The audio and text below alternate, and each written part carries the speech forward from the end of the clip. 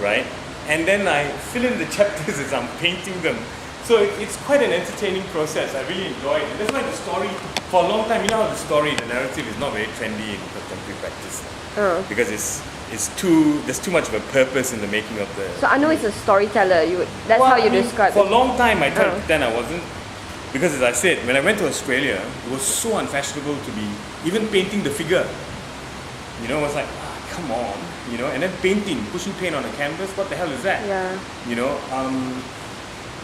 I am interested in new media, but I don't love it. I like to make, you know, I like to paint.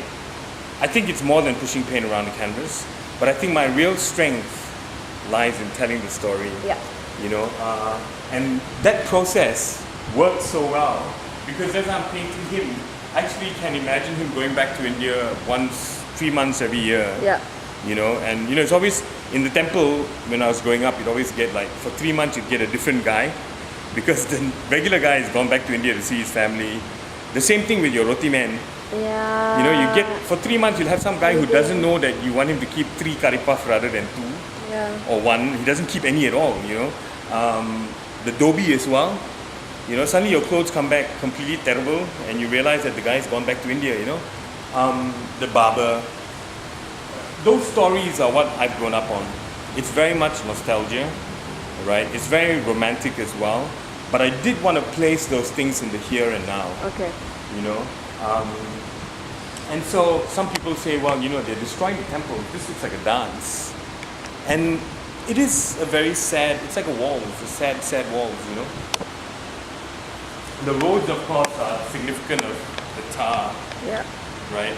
The Indians always say that they built the roads, you know, and so that idea of the fact that the roads have been built on Indian labor, we all came out as indentured workers. So for me, the steamroller was very synonymous with really dark-skinned people who got burnt and they're always Indian, you know. And it's not a sob story, you know, at all. I think it's something that Indians have not embraced with enough pride, you know. And that's the special thing about Indra. I think the Indians, unlike the Chinese, we have to talk along racial lines here because we've grown up on that.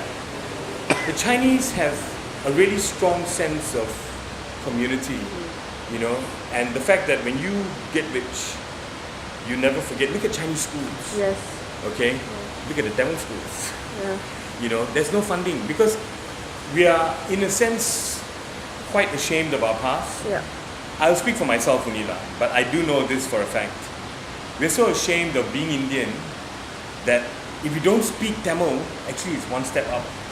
You know what I mean? It's like, well, I don't speak Tamil, I only speak English. Indie and Indie and what's his name? Comedy Court. The Comedy Court. They do a really beautiful skit. Alan and Indie on why all rubber tappers are Indian because latex is white. So it's the closest thing for them. It's brilliant. It's really, really brilliant. Okay, right? And I think it was very true. Of you know, they had pictures of the Queen in their house. You know, I'm that like kind the coolest Indian in town. Huh? So I'm like the coolest. Yeah. That's right. That's right. You are. Right. So I mean, it was all very. It's a strange kind of phenomenon, you know. But after this, I don't know who they are. I don't know their names. The Hindraf people. I'm not that political. I'm interested in it, but I'm interested in more sexy things like Obama. I'm terrible. It's terrible. You know, it's not very. But what Hindraf did, I think, was to awaken, if not a pride, at least an awareness. You know, of the way things are. And I think that's why those paintings are important.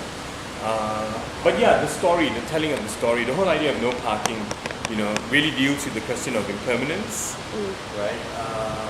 And the heads, the broken heads, right? And, you know, people say, why isn't he more angry? Because it is the whole idea, the karmic nature of Hinduism forces you, it preaches acceptance, but this acceptance very quickly becomes compromise. You know, and so that's what we do, I think, as a community. I've seen it in my parents, I've seen, you know, I see it in myself, right?